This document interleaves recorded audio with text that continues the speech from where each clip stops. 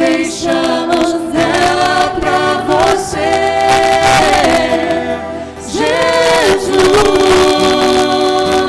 apareça, que o teu nome cresça, enche este lugar, enche este lugar. Apareça, que o teu nome cresça, vem me incendiar, vem me incendiar. Apareça, que o teu nome cresça, enche este lugar, enche este lugar.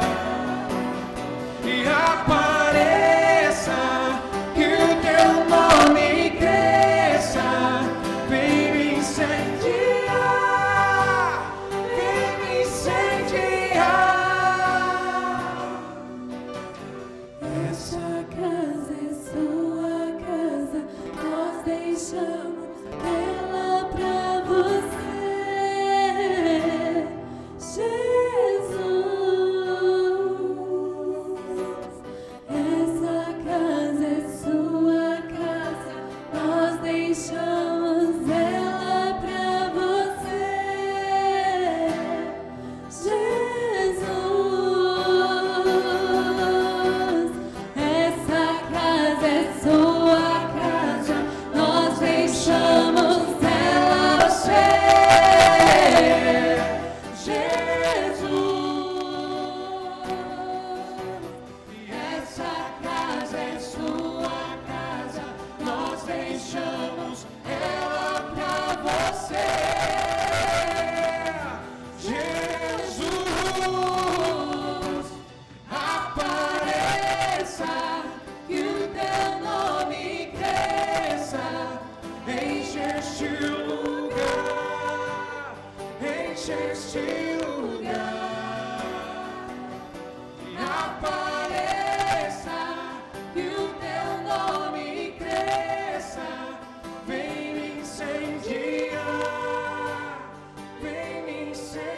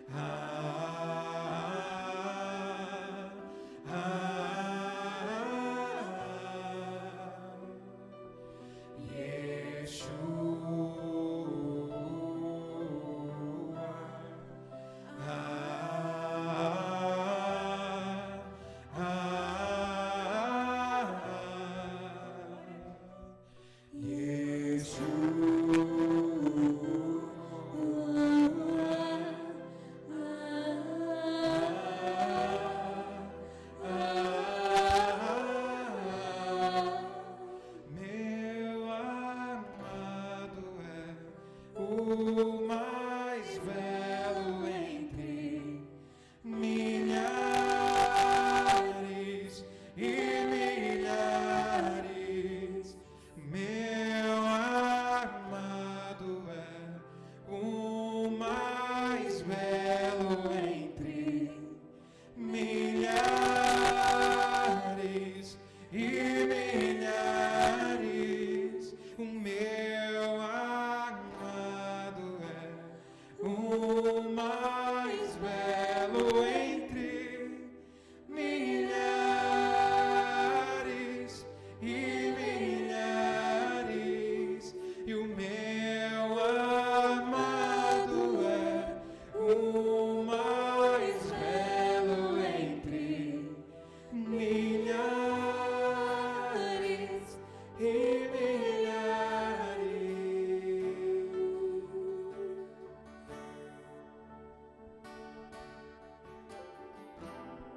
Amém, meus amados. Ainda de pé, quero chamar o pastor Edson aqui. Quero chamar o presbítero Luciano para orar pelo pastor Edson. Luciano, por favor, meu irmão, vem aqui orar pelo nosso pregador. Vamos orar. Pastor Edson, por favor.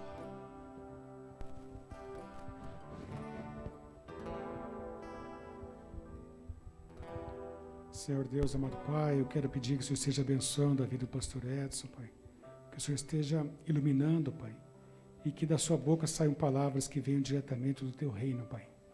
Que o Espírito Santo do Senhor esteja ministrando aos nossos corações, Pai. Esteja falando conosco, Pai. E que essa palavra venha calar os nossos corações e possamos transformá-la no agir, Pai. Que nós possamos agir de acordo com a tua vontade.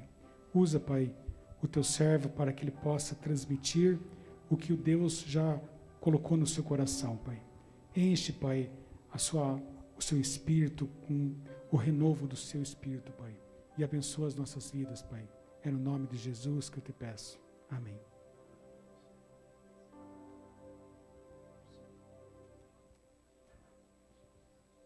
Podem se assentar, meus queridos irmãos e irmãs. Uma boa noite a todos, a graça e a paz do nosso Senhor e Salvador Jesus Cristo seja com todos vocês. Eu quero agradecer já a confiança do convite que recebi através do pastor e do conselho da igreja e dizer que foram dias muito preciosos para mim, para o meu filho. Eu ia falar minha esposa, que ela vinha comigo e eu acho que eu estou sentindo falta dela, eu quero ir embora. Mas eu vou amanhã. Eu e meu filho fomos muito bem acolhidos aqui e nós dois vamos ter que dobrar a caminhada e a corrida, porque nós comemos muito nessa terra, viu? Os lanches e os cafés de vocês aqui, o almoço hoje foi quase um pecado. Foi quase um pecado de tanta comida e coisa tão boa, e a comunhão foi maravilhosa. Irmãos amados, eu vos convido a lerem comigo no capítulo 5 do livro da revelação de Jesus Cristo, o livro do Apocalipse, capítulo 5, a partir do verso 1. Por favor, abra sua Bíblia, me acompanhe.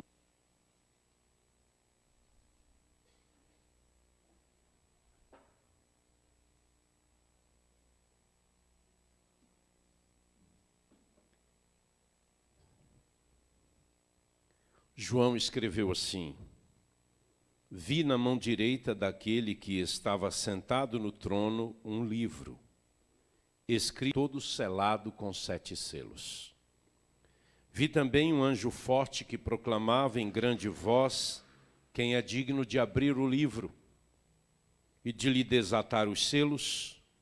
Ora, nem no céu, nem sobre a terra, nem debaixo da terra, ninguém podia abrir o livro, nem mesmo olhar para ele. E eu chorava muito, porque ninguém foi achado digno de abrir o livro, nem mesmo de olhar para ele.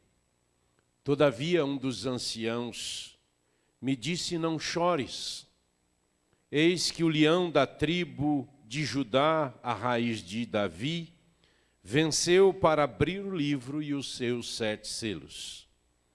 Então vi no meio do trono e dos 4 seres viventes e entre os anciãos de pé, um cordeiro como tendo sido morto.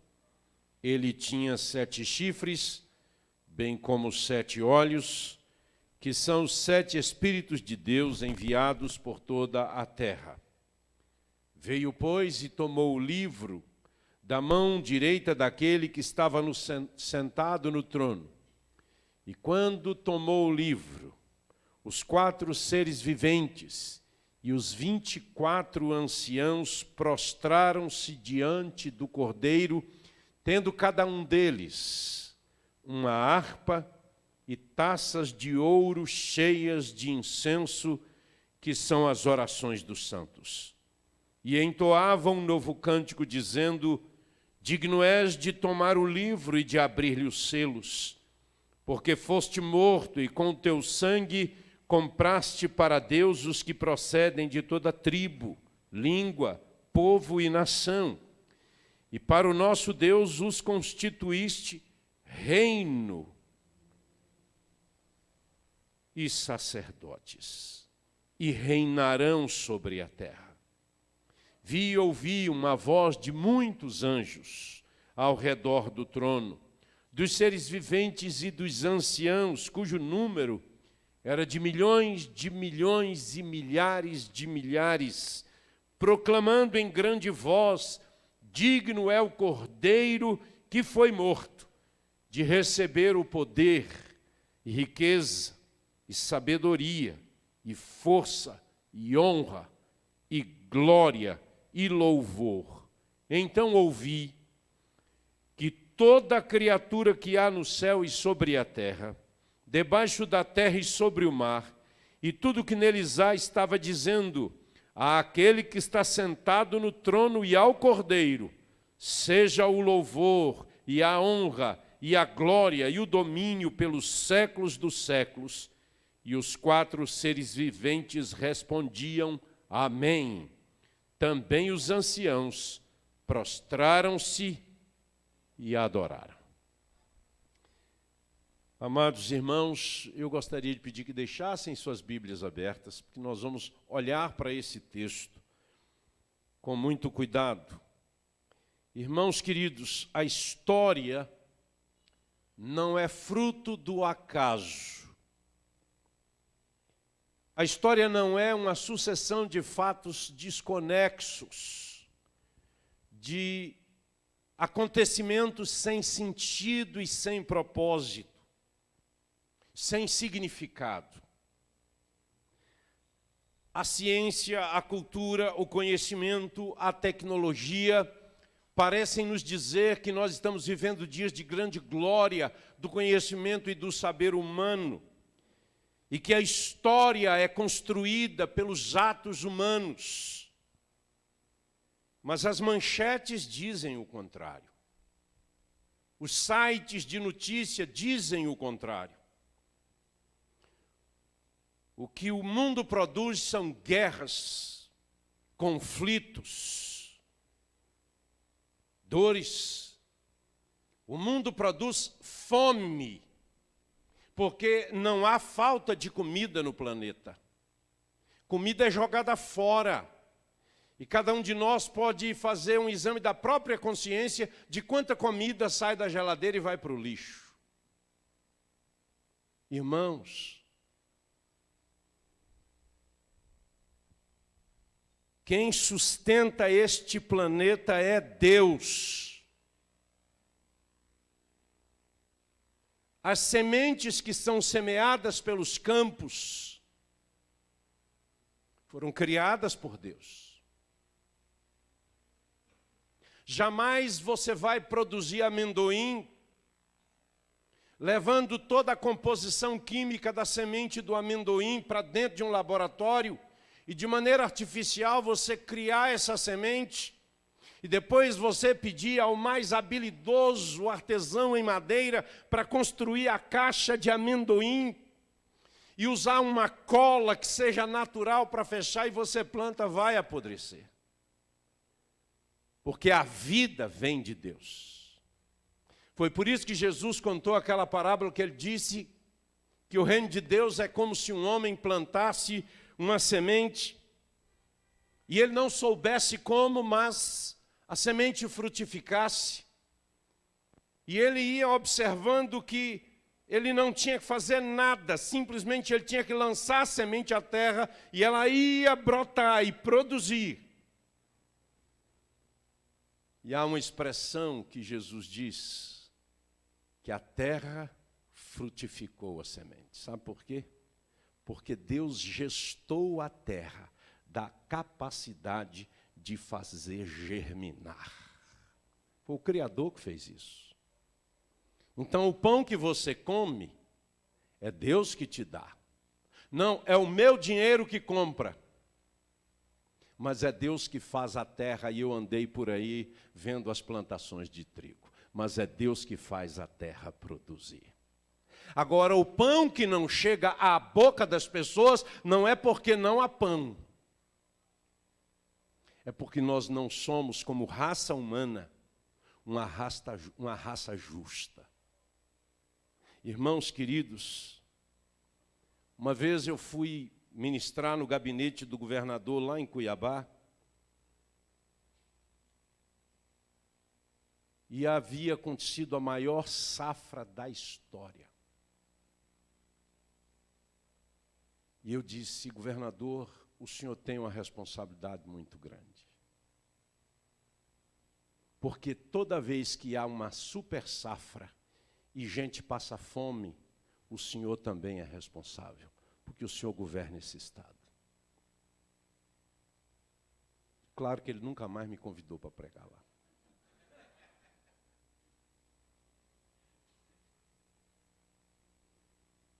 Ele me convidou 4 vezes, na última ele ouviu isso. E eu disse para ele: o senhor entregue sua vida a Jesus, porque é Ele quem faz esse estado produzir. É a bênção de Deus que faz as terras de Arapoti produzir. Mas o alimento não chega, não é porque Deus não abençoou, é porque o homem se tornou perverso em seu coração. Irmãos queridos,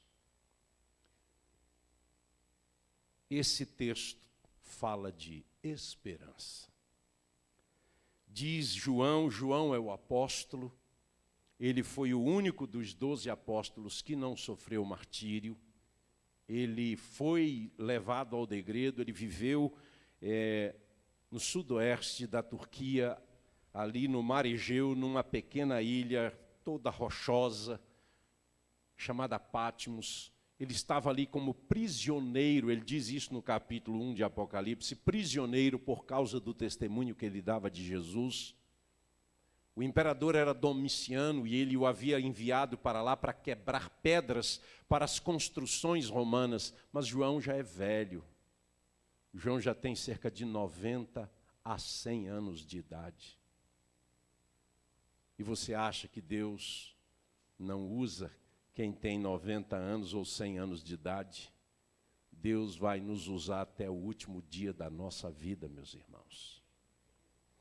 E ele diz: vi na mão direita daquele que estava sentado no trono. Quem é aquele que estava sentado no trono? No capítulo 4, ele nos deixa perceber um pouco, um vislumbre do que ele percebeu no trono. Ele não consegue descrever este ser que está no trono. E no capítulo 4 ele diz assim: depois destas coisas, que coisas?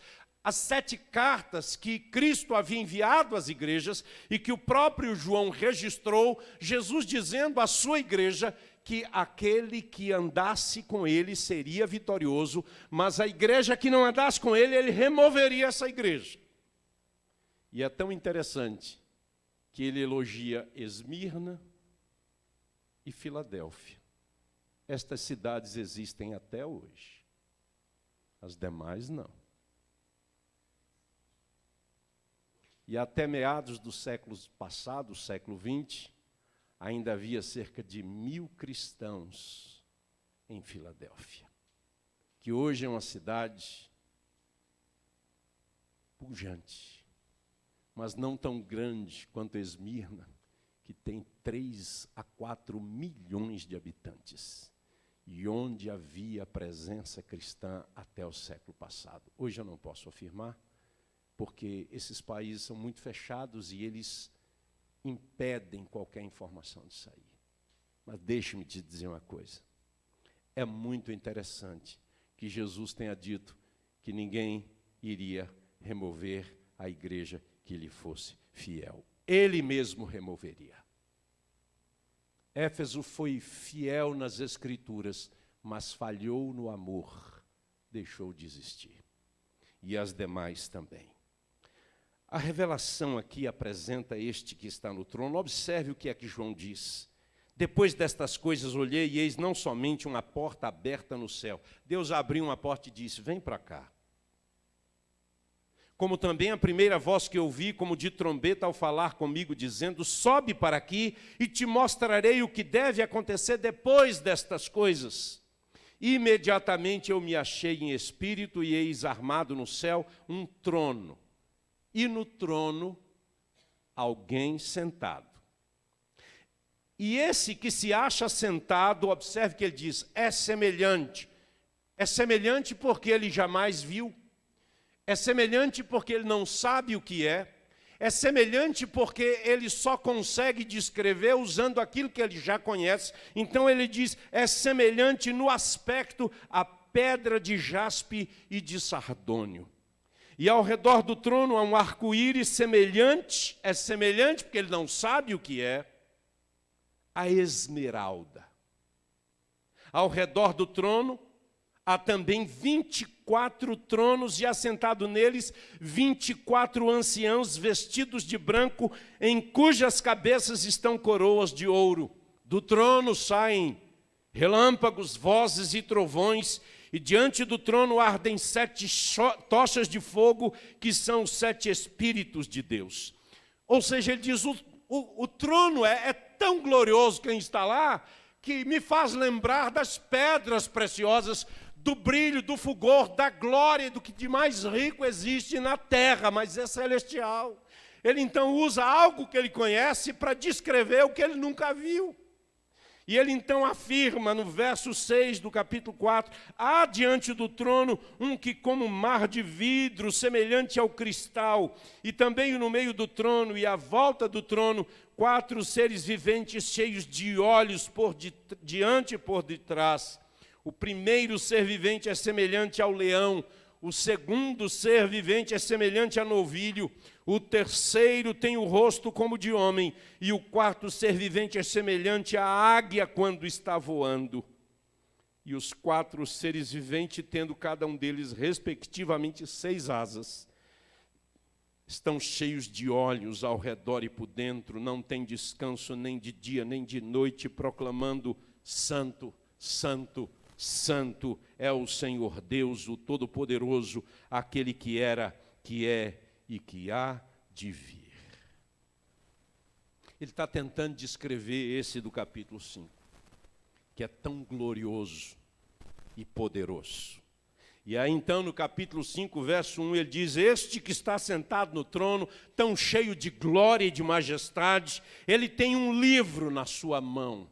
Um livro escrito por dentro e por fora, e de todo selado com 7 selos. 7 selos é selado de maneira perfeita, completa, ou seja, é obra plena, não há nada para acrescentar e nada pode ser tirado. Está selado porque é um testamento, e testamento não pode ser aberto a não ser depois da morte do testador. E na verdade, irmãos, quando ele diz que ele vê o livro, ele já entende que esse livro é o testamento de Cristo, que esse livro é a história da redenção, e ele não sabe o que vai acontecer porque está selado.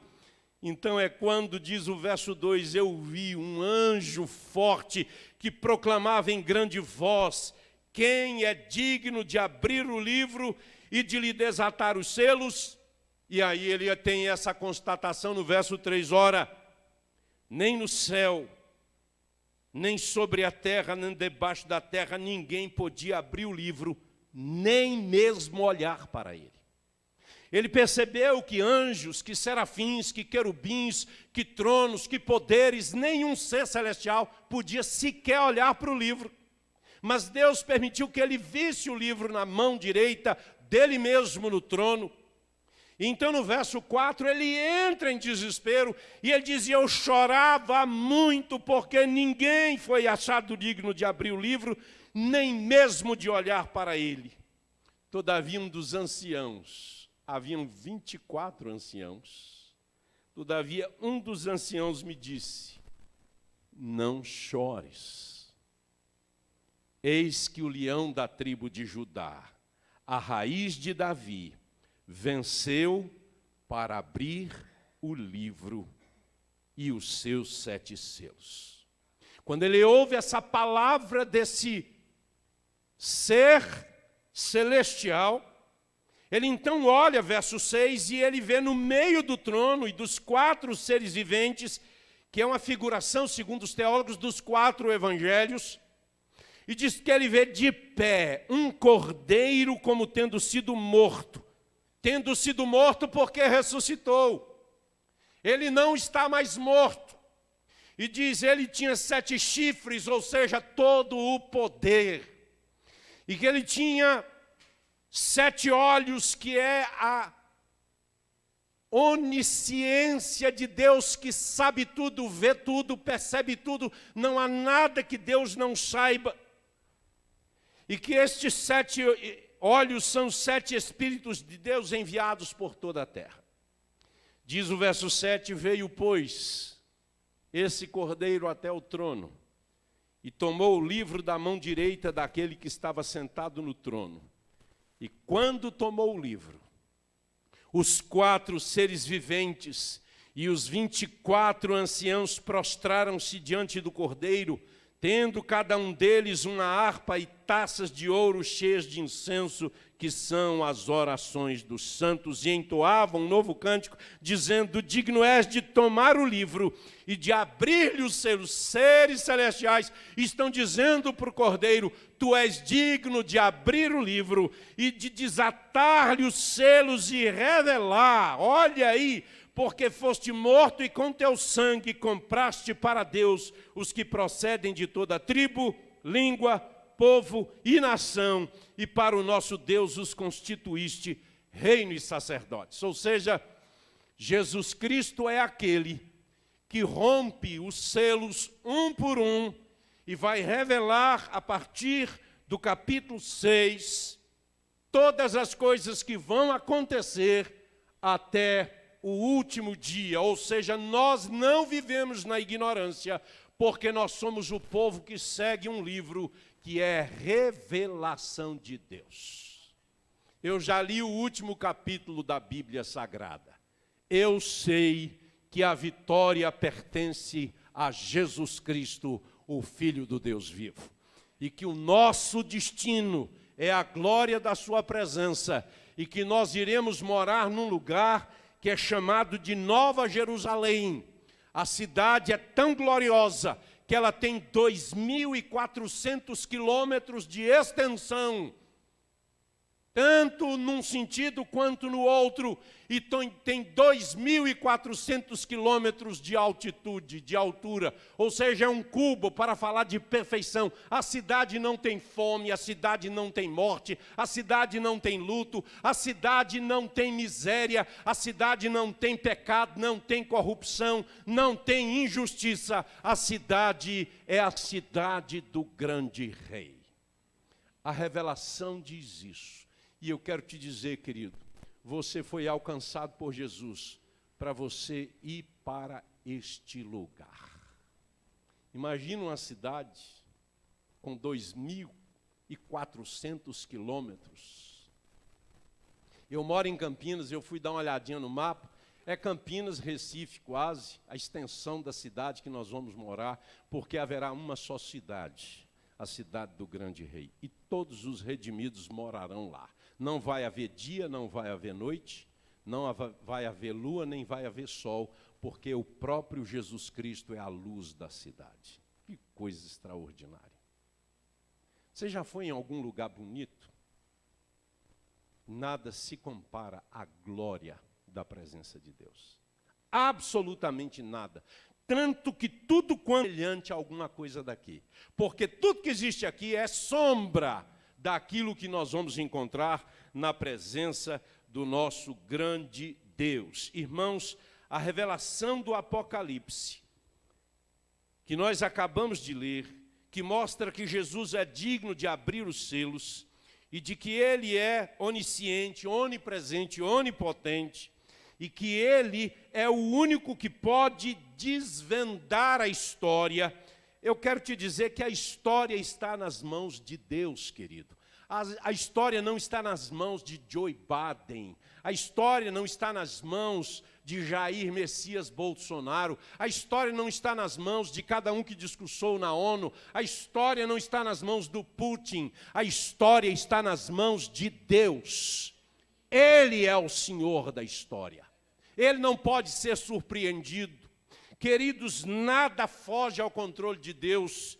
Irmãos, essa revelação de Jesus como aquele que revela a nossa história tem implicações na nossa vida diária. Observe bem, aí no capítulo 5, verso 6, diz, e veio e tomou o livro da mão direita daquele que estava sentado no trono, e quando tomou o livro, os 4 seres viventes e os 24 anciãos prostraram-se diante do Cordeiro, tendo cada um deles uma harpa e taças de ouro, cheias de incenso, que são as orações dos santos. Porque Jesus Cristo morreu e ressuscitou, e Ele tem o poder de desatar os selos e revelar o que vai acontecer, afeta a nossa vida pessoal de oração. Toda oração que você faz é depositada diante de Deus em taças de ouro, que você não vê, mas a Bíblia diz que as suas orações, elas são colocadas diante de Deus naquelas taças. Diz taças, não diz quantas, diz taças de ouro, que são as orações dos santos. Então saiba que a sua oração não é rezar. Reza é tudo aquilo que você repete sem pensar. É tudo aquilo que você repete porque você virou um papagaio espiritual. Oração é alma diante de Deus. Oração é você expressar o seu coração e a sua alma diante de Deus. Queridos, a minha mãe foi uma mulher de oração.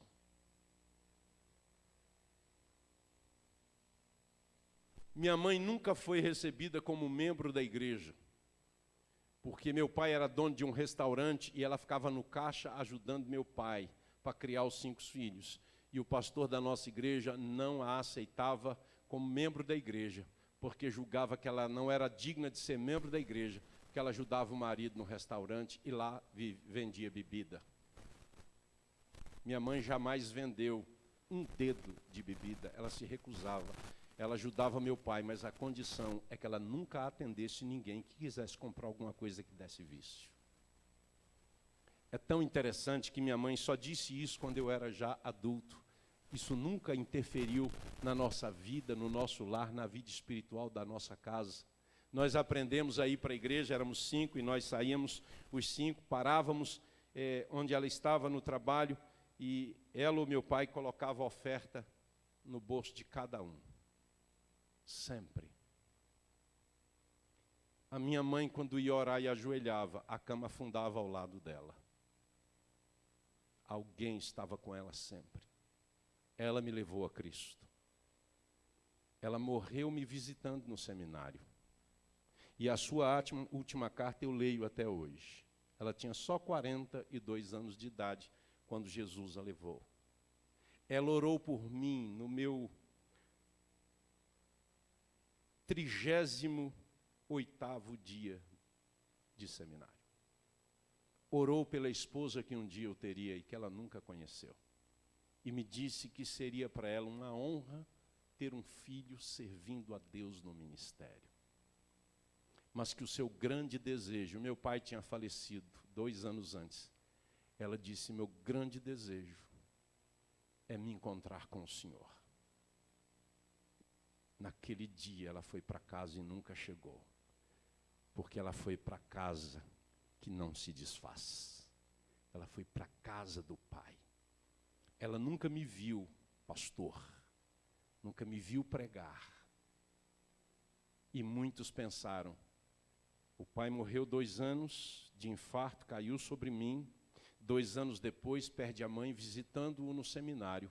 Ele não vai aguentar, ele vai desistir. Eu acho que eu não desisti por causa das orações da minha mãe, que anos depois foi respondida, me dando uma esposa com quem vivo casado há 36, em janeiro, 37 anos, que é a minha intercessora incessante, que levanta às 3 da manhã para orar pelo filho, pela nora e por mim, que ama Jesus e lê a Bíblia todos os dias. Não interfere em nada na igreja, mas influencia muito o meu ministério. Mas são as orações de minha mãe que ainda estão sendo respondidas, meu irmão. Oração de mãe não vence. Oração de pai não vence, sabe por quê? Porque oração é algo espiritual. E oração é aquilo que se diz a alguém que é eterno. Não pode acabar, não acaba nunca. Está lá na taça de ouro. E de vez em quando Deus vai lá e responde uma das orações que minha mãe fez por mim. Eu não tenho dúvida disso. Por isso a vitória de Jesus interfere na nossa vida, porque Ele venceu, para que nós possamos também vencer através da oração. Meu irmão, não sei como é a sua vida de oração. Que não seja um programa, que não seja fruto de um horário, que a oração seja um estilo de vida. Uma maneira de viver que você sabe que você precisa de Deus para sair de casa e para voltar para casa. Que você precisa orar para dormir e saber que vai poder acordar e tocar a vida adiante. Oração que pode quebrantar o nosso coração e não nos deixar ser soberbos, arrogantes, para nos livrar da mentira, do engano, das paixões carnais. A oração é o caminho mais curto para a presença de Deus, porque Deus é onipresente. Quando você fala, Ele está com você. Que Deus nos ajude a orar e a orar mais. Há sentido nas nossas orações, porque quando nós oramos, Deus recebe as nossas orações. O salmista diz que as nossas orações, que as nossas lágrimas não se perdem pelo chão. Ele diz que as nossas orações, as nossas lágrimas, Deus as recolhe no seu odre. Ó, Deus tem taças para as nossas orações e Deus tem um odre para as nossas lágrimas. Ou seja, Deus está atento às nossas lágrimas e também às nossas orações, porque Jesus Cristo foi encontrado digno de abrir o livro e revelar que nós não seremos, nós já somos mais do que vencedores. Segundo meus queridos irmãos, no verso 9, João diz: e entoava um novo cântico, dizendo: digno és de tomar o livro e de abrir-lhe os selos, porque foste morto e com teu sangue compraste para Deus os que procedem de toda a tribo, língua, povo e nação. Ou seja, porque Jesus venceu para abrir o livro, a palavra nos revela que Ele comprou pessoas de todas as tribos, línguas e povos da terra. Ou seja, porque Jesus venceu, nós temos que nos engajar na evangelização. Ele comprou e Ele quer resgatar o que lhe pertence. E como é que as pessoas podem ouvir da salvação? Através daqueles que vão anunciar o Evangelho, as boas novas. E o Evangelho não é um código altruísta, o Evangelho não é um conjunto de ensinos e de doutrinas, o Evangelho é uma pessoa, o Evangelho é o próprio Senhor Jesus Cristo. Quando você vai falar de Jesus, apresente-o como uma pessoa viva, que está viva e que está entre nós na pessoa do Espírito Santo. Queridos irmãos, a gente não pode falar do Evangelho como algo que a gente entendeu e recebeu, mas como uma pessoa com quem a gente se relaciona. O Evangelho nos transforma, porque o Evangelho é, segundo Paulo, Jesus Cristo morreu pelos nossos pecados e ressuscitou para a nossa salvação. Ele está vivo. Amém, queridos? Que Deus nos ajude a entender que Jesus venceu para nos tornar comprometidos com a evangelização do nosso próprio povo, na nossa própria língua, com as habilidades que Ele nos deu, mas para evangelizar outras nações e outros povos através dos recursos que Ele pode nos dar. Lá em Cuiabá, quando pastor, eu conheci um indiano. Ele era um pastor, morava no noroeste do Rajastão, um estado extremamente populoso na China, na Índia. E lá um pastor é sustentado com sua família com $50. Num estado afetado poderosamente pelo hinduísmo e pelo islamismo. Então nós começamos a ajudar este pastor a formar pastores no Rajastão, e ele, por seu turno, através da igreja aqui, começou a receber ajuda para sustentar obreiros a fim de abrir novos trabalhos. Queridos, eu não sei o quanto você sabe sobre a Índia. Como eu disse, as informações não chegam.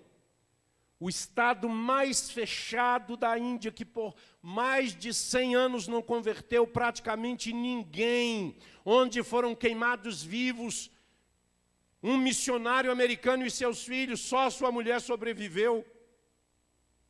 Hoje tem batismo toda segunda, toda quarta e toda sexta-feira nessa região. E há uma única igreja na Índia hoje com 120 mil membros reunidos em pequenos grupos, porque Deus está varrendo a Índia com o evangelho de nosso Senhor e Salvador Jesus Cristo. Irmãos queridos, o evangelho é o poder de Deus para a salvação das pessoas. E Jesus Cristo venceu para que a igreja soubesse que Deus comprou para si gente que procedem de tudo que é lugar e que nós fazemos parte da evangelização no mundo.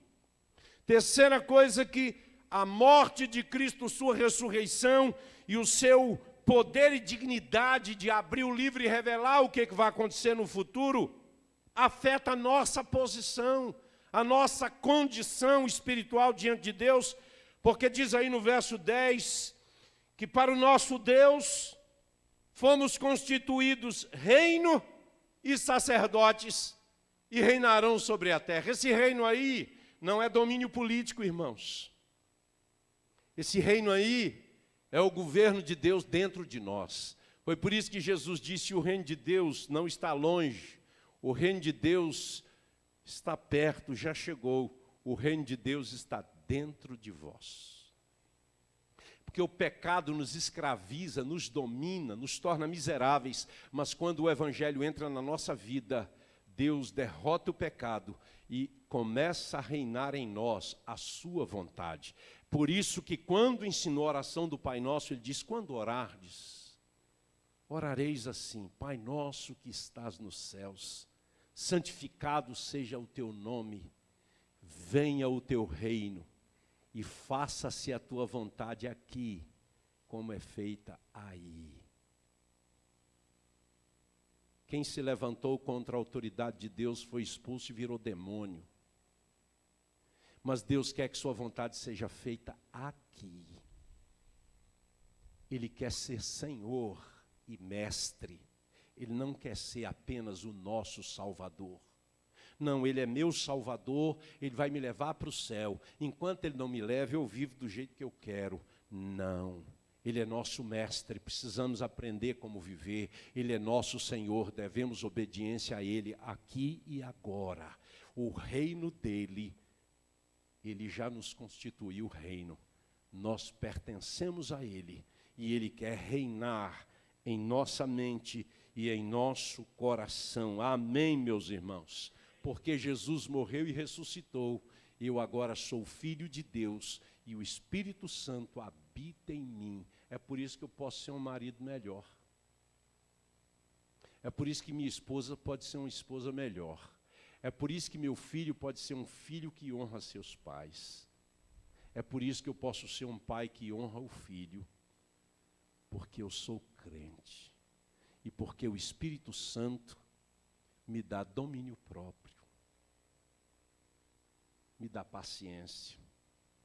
O Espírito Santo gera em mim benignidade, bondade, mansidão. O Espírito Santo gera em mim fidelidade. Dá para ser crente e honrar a Deus, porque Ele nos constituiu reino e sacerdotes. Nós podemos entrar na sua presença, falar com Ele, independente da hora e do lugar. Irmãos, coisa está aí no verso 11.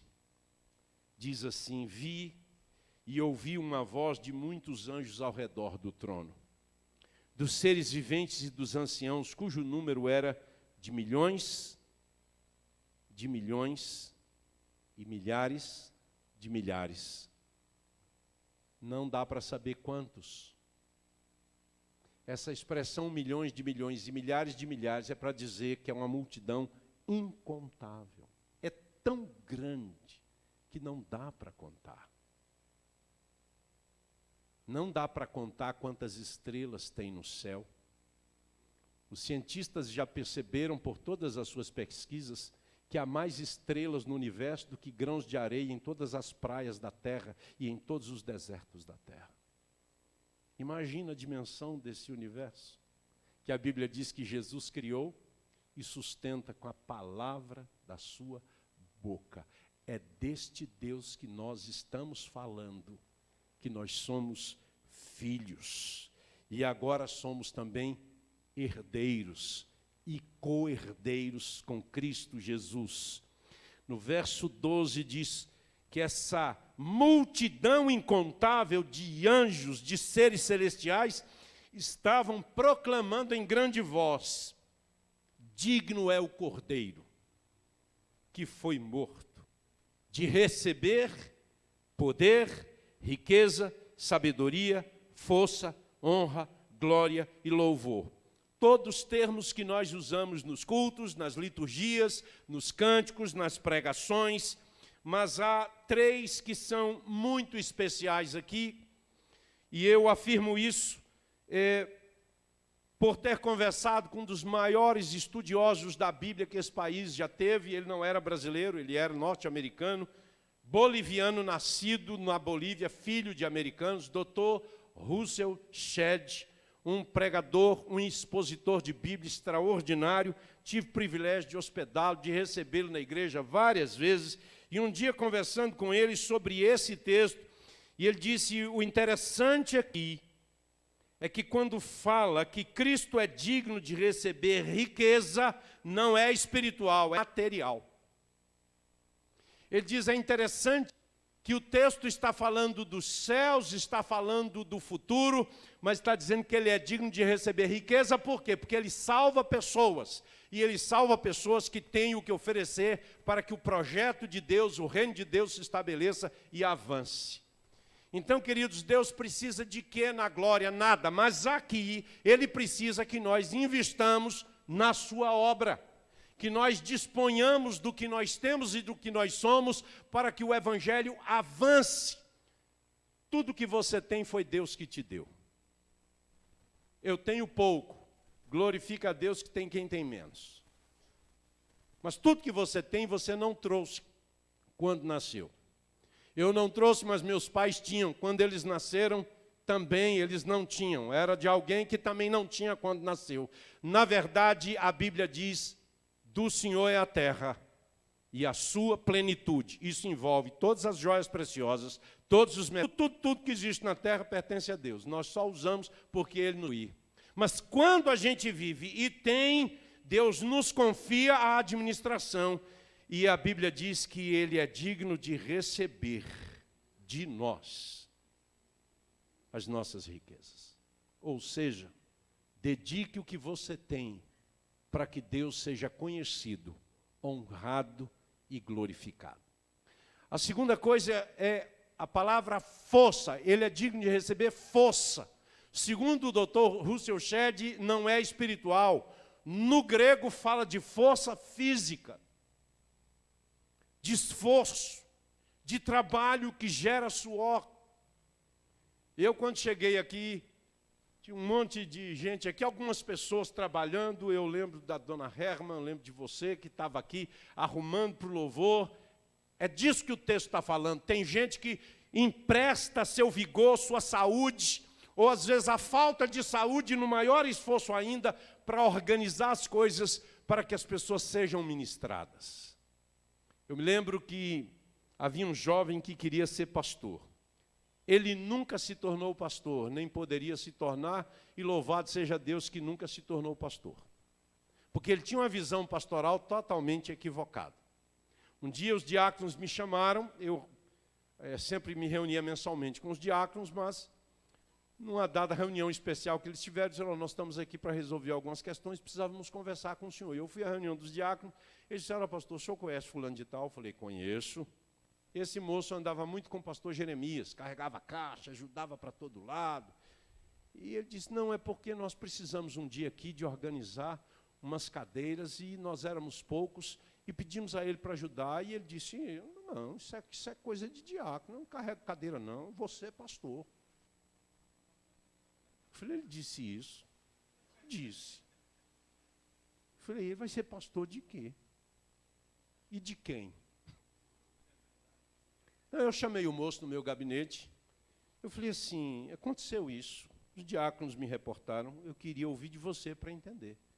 Ele ficou todo enrolado, e ele então disse que, não, pastor, os diáconos são eleitos para isso. Eu falei, meu irmão, ele é líder, eles são líderes sobre você como membro da igreja.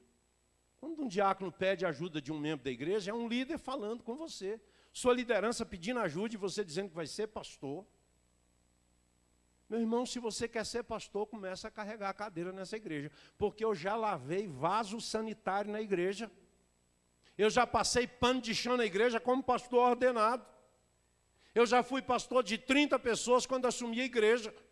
Eu vinha pregar e quando o coral ia cantar, eu ia cantar junto para engrossar o caldo. Porque não tinha gente, quando o coral levantava para cantar, os bancos ouviam. Eu peguei uma igreja em crise. E no segundo mês, roubaram o som da igreja, preguei sem som. Tinha que gritar mais alto, o templo era grande e pouca gente. A igreja estava recomeçando depois de uma grande crise. Falei, meu irmão, se você não pode ajudar a carregar a cadeira, se você não pode ajudar a limpar chão, se você não pode ajudar a lavar banheiro, se você não puder ajudar a arrumar barraca de acampamento na beira do rio, porque não tem dinheiro para pagar um acampamento, você não serve para ser pastor. Porque ser pastor é ser servo, meu irmão. Ele ouviu assim, ele achava bonito Jeremias pregar nos grandes congressos, e ele lá junto com Jeremias. Teve um congresso que o miserável chegou de paletó, colete e gravata. E Jeremias com a camisa florida, que você via a 10 quilômetros de distância, você dizia assim, é o Jerê que está chegando. Jeremias chegou, eu falei, o discípulo seu aí está destoando de você. Ele deu risada. Falou, ele vai aprender. Que não é a indumentária e as vestes que faz um homem, nem os bens que possui. O que faz um homem de Deus é o temor no coração que ele tem diante da santidade do Senhor. É a maneira como ele trata com o povo de Deus. Irmãos queridos, aqui está dizendo que Jesus é digno que a gente dedique a Ele a força física que nós temos. O último me encanta, que é sabedoria. Ele é digno de receber sabedoria. Aqui não é sabedoria espiritual, irmãos, é inteligência humana.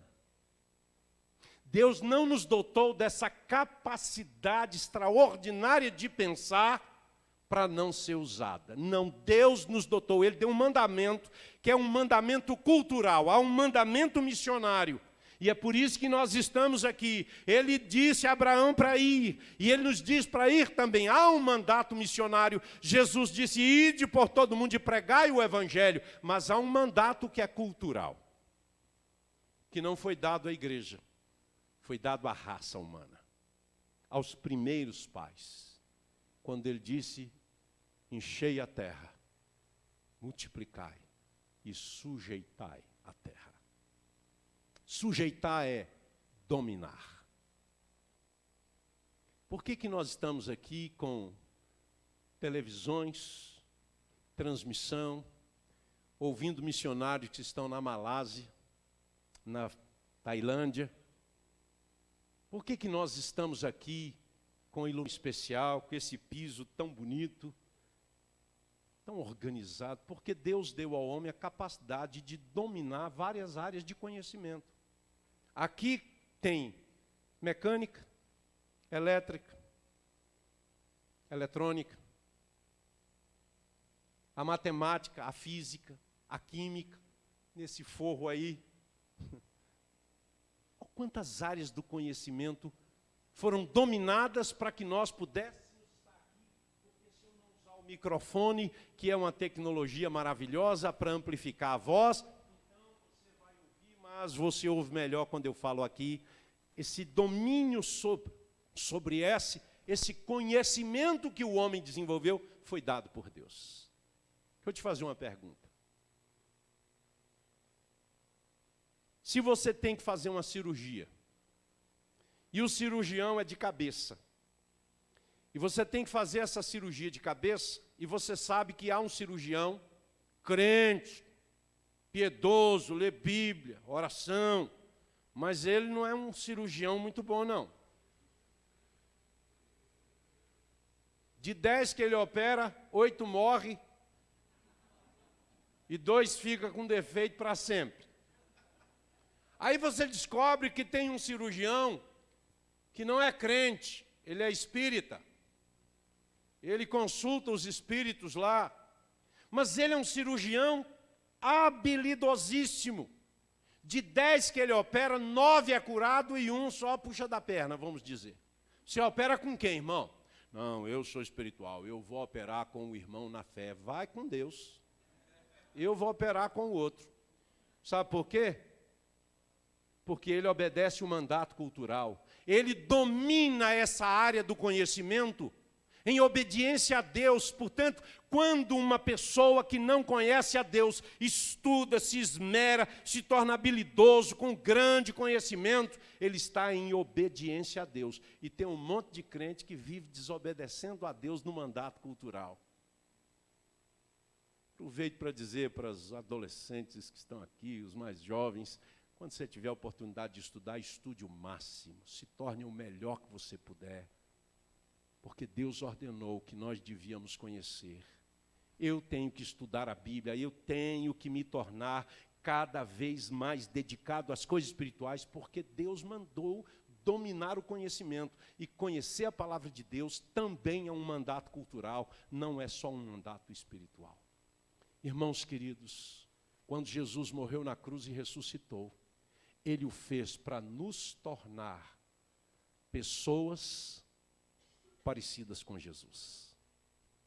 Que Deus nos ajude. Que Deus nos abençoe com a sua palavra.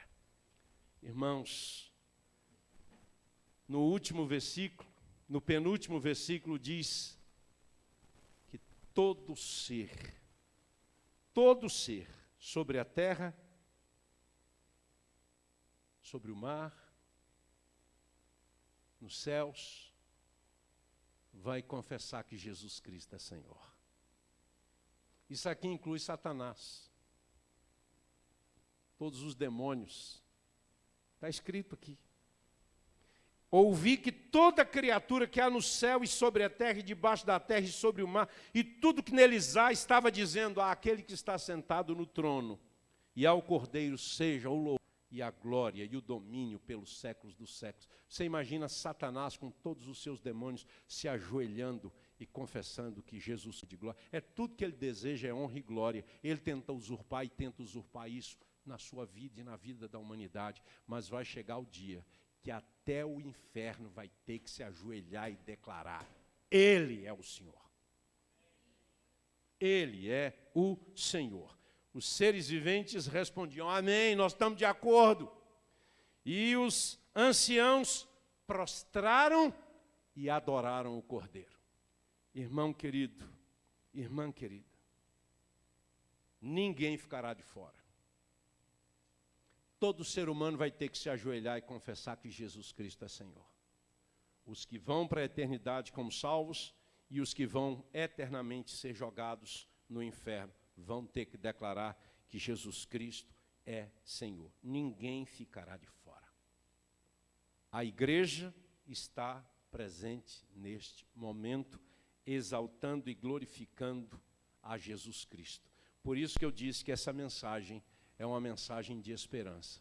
Os dias são difíceis, o mundo atravessa crises de toda espécie, mas nós sabemos que o nosso Deus está sentado num alto e sublime trono, e a sua presença é cheia de glória, e Ele está sentado no trono, mas Ele conhece o seu endereço.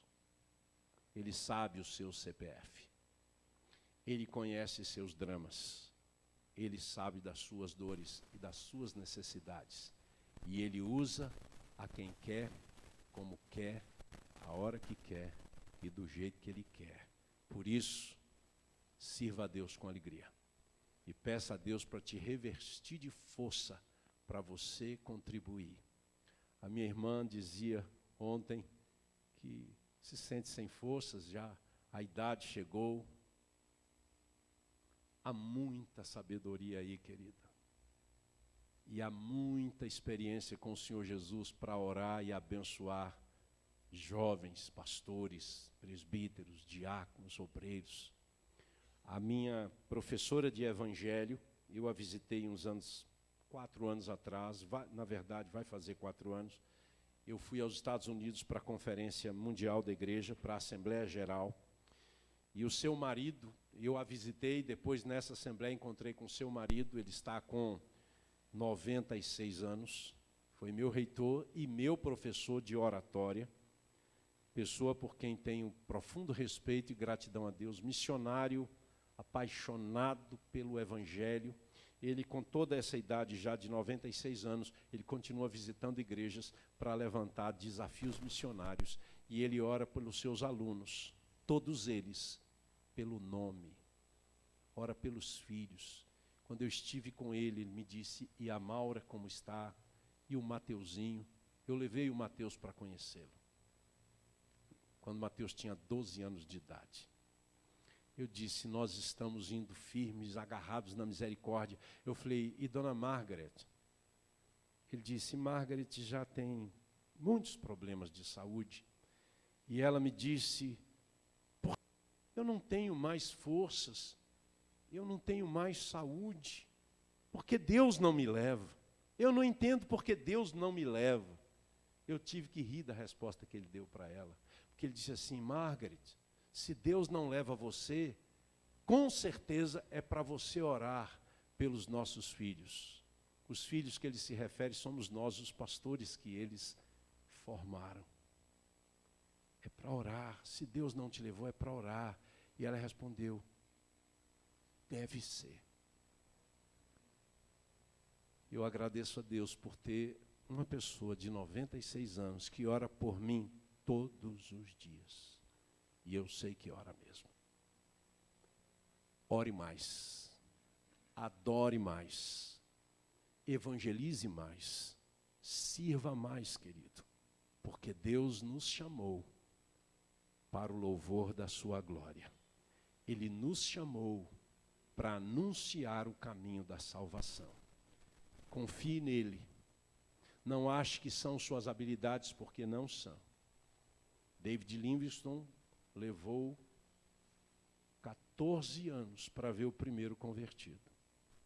Adoniran Judson, na Birmânia, ontem vimos aqui o missionário da Tailândia falando que estava na fronteira de Mianmar. Adoniran Judson foi um missionário culto, médico, falava 4 idiomas. Levou anos para ver um primeiro convertido, mas aquele convertido levou 2 milhões de birmaneses a Cristo. Deixa Deus te usar, ainda que seja para ganhar um. Lembre-se que Jesus disse que uma alma vale mais do que o mundo inteiro. Que Deus te abençoe em nome de Jesus. Vamos orar? Mesmo assentados, curve sua cabeça. Eu queria orar com você que hoje se sente desafiado por Deus a se dedicar mais na evangelização, no serviço do Senhor. A obra missionária é aqui, ali e acolá, em toda parte. O Senhor disse que é tanto aqui quanto e até. Então, se você entende que você deve se engajar mais, se envolver mais, estudar mais, orar mais, contribuir mais, eu queria que você ficasse de pé, você que entende que precisa fazer isso. Que eu quero orar, mas eu quero orar de maneira específica por você que entende que está precisando de fazer esse compromisso com o Senhor hoje. Levante-se e coloque-se de pé. Estamos todos orando de olhos fechados, é você e Deus. Senhor, nesta hora, nos colocamos nas tuas mãos, Senhor, e pedimos que o Senhor tenha misericórdia de nós, que o Senhor nos ajude a andar e andar em obediência ao Senhor. Não com aquela ideia de que a gente vive aqui, mas que de fato a salvação é para a eternidade, e que a maneira como a gente vive aqui, não importa. Senhor, ajuda-nos a entender que nós fomos salvos, estamos sendo salvos e seremos salvos para a glória do Teu nome. Então nos ajude a viver pelo poder do Espírito Santo, de maneira digna do Evangelho, de maneira que Jesus receba o nosso vigor, a nossa energia física, a nossa inteligência, o nosso conhecimento, que não seja para nosso próprio prazer e riqueza, mas antes de tudo seja para a glória do nome dEle. Senhor, nos ajude a dedicar tudo o que fazemos e tudo o que somos à glória do Teu nome. Senhor, abençoa os Teus filhos que desejam, Senhor Deus, se dedicar mais, que compreenderam a necessidade de maior consagração, de maior comprometimento ao Senhor, com a Tua palavra e com o Teu reino. Deus, quanta gente sofrendo, precisando de uma palavra de ânimo e de esperança. Senhor, dá-nos a coragem de anunciar a palavra, sabendo que quem convence é o Espírito, quem transforma é o Espírito, não nós. Não nós, mas o Espírito. Senhor, em nome de Jesus, ajuda-nos a dedicar-nos de tal maneira que quem ouvir o nosso testemunho, o nosso ensino, a nossa pregação, ou quem ver a nossa atitude, o nosso gesto, quem perceber o nosso testemunho, seja confrontado com a verdade de que só Jesus Cristo é quem pode salvar. Senhor, abençoa a Tua igreja aqui, abençoa cada pessoa. Senhor, abençoa as famílias da igreja, traz quebrantamento espiritual, traz unidade no lar. Senhor, abençoa os lares do Teu povo, aqueles que estão em conflito, em lutas no casamento, quebranta o coração, traz humildade entre marido e mulher, para que se arrependam, Senhor Deus, dos seus pecados e aos Teus pés busquem ajuda para uma reconciliação que os leve a uma vida mais comprometida e piedosa. Senhor, abençoa os jovens, adolescentes. Senhor Deus, em nome de Jesus, aqueles que desanimaram, que já não estão na igreja, meu Deus, em nome de Jesus, traze-os de volta, alcança-os com a Tua graça e misericórdia. Senhor, olha para os homens da igreja, fortalece-os na fé, anima-os na fé, faze deles sacerdotes nos seus lares, para que assumam a responsabilidade espiritual sobre a sua casa. Senhor, abençoa as mulheres da igreja, mulheres sempre atuantes na igreja, que o Senhor dê a elas a alegria de Te servir e as consolações do Espírito nas suas lutas. Senhor, abençoa as crianças da igreja. Meu Deus, tem misericórdia das próximas gerações. Senhor, ajuda-nos a lutar em oração, a nos esforçarmos para ensinar aos nossos filhos, para ajudá-los a se prepararem para as confrontações que vão receber, de maneira que quando eles chegarem nas escolas, nas universidades, eles estejam tão firmes na Tua palavra, que eles não recuem diante do deboche, que eles não recuem diante de professores, ó Deus, que querem arrastá-los para as suas ideologias, que eles sejam, Senhor Deus, aroeiras espirituais, que eles sejam como dormente das estradas férreas, firmes em nome de Jesus. Deus, ajuda que as próximas gerações conheçam-Te a Ti hoje, como único Deus, e a Jesus Cristo, a quem enviaste como seu único e suficiente Salvador. Dá aos pais, Deus, bom ânimo, coragem, determinação, ousadia e fé para instruir seus filhos a amar a palavra e amar a Jesus de todo o coração.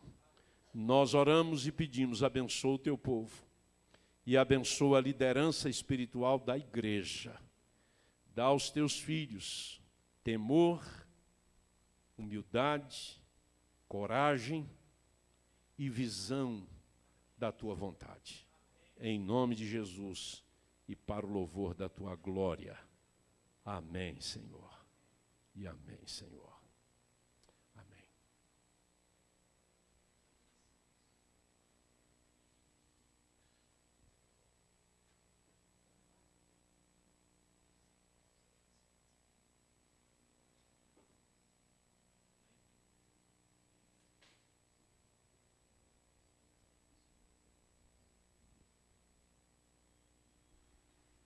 Queremos, esse momento, agradecer muito, especialmente o pastor Edson,